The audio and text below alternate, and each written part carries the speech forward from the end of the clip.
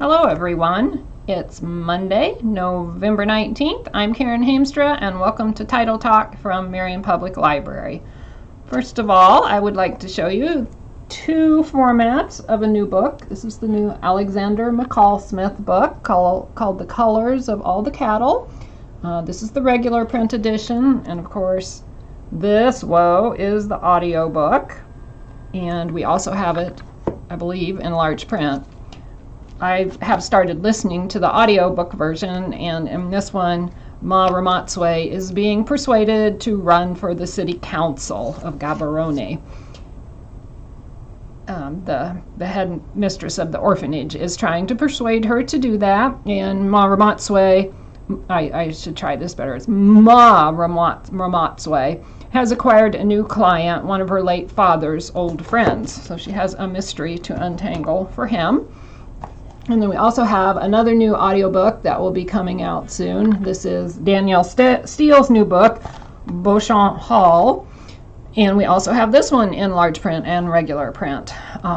This is about a young woman who dreamed of moving to New York City once she graduated from college, but she ended up going home to take care of an ailing parent.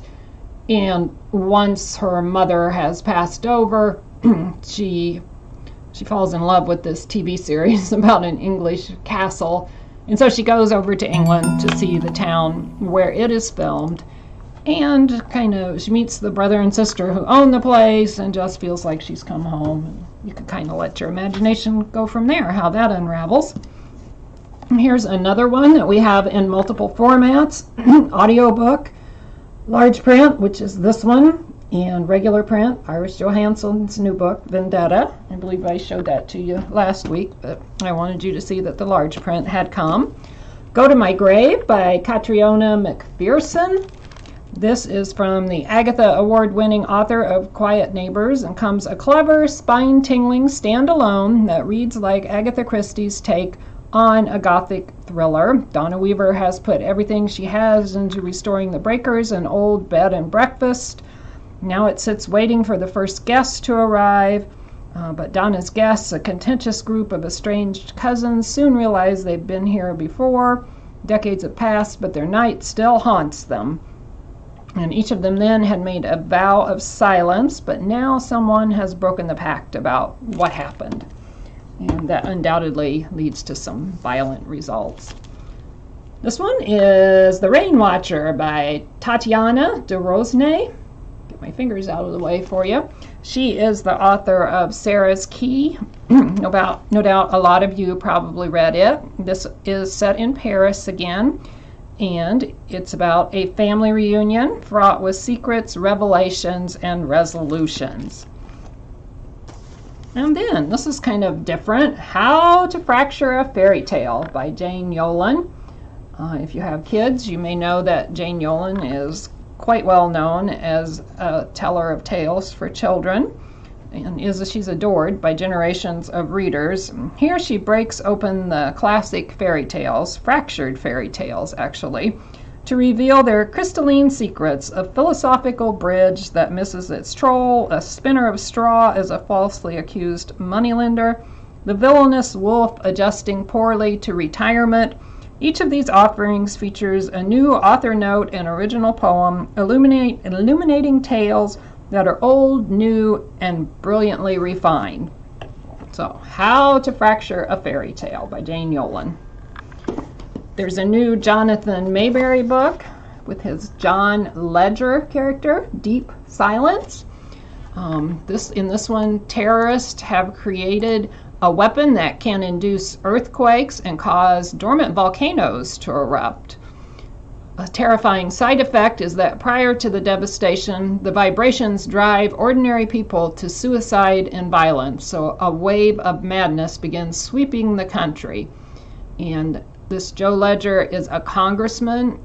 He and his team go on a wild hunt to stop the tourists and uncover the global superpower secretly funding them. This is an adventure novel, no surprise there.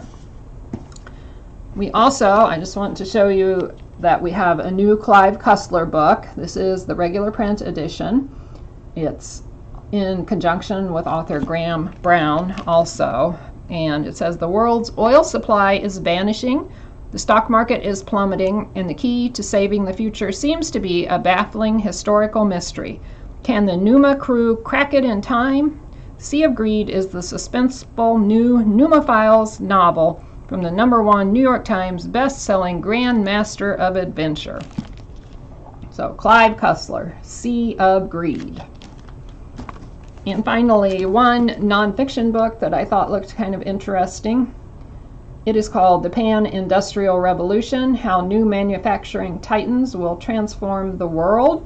And it deals with what 3D printers are going to accomplish in the world as they become a worldwide phenomenon, and how this will influence and interrupt our economic and geopolitical landscape. And you know what? That wasn't the last book. Surprise, surprise! I have two more that were in a different pile. So this is another fiction book called it's called Sold on a Monday, and it's by Christina McMorris, and it's based on a photograph that once appeared in the paper. Maybe you can get a look at this. It said 2 children for sale. It sits in 1931. This sign is on a farmhouse front porch, and it's about the reporter who snaps the photograph of it, and it leads to his big break. But then at the newspaper, Lillian Palmer is haunted by her role in all that happened, and because she is too familiar with the heartbreak of children deemed unwanted. As the bonds of motherhood are tested, she and Ellis must decide how much they are willing to risk to mend a fractured family.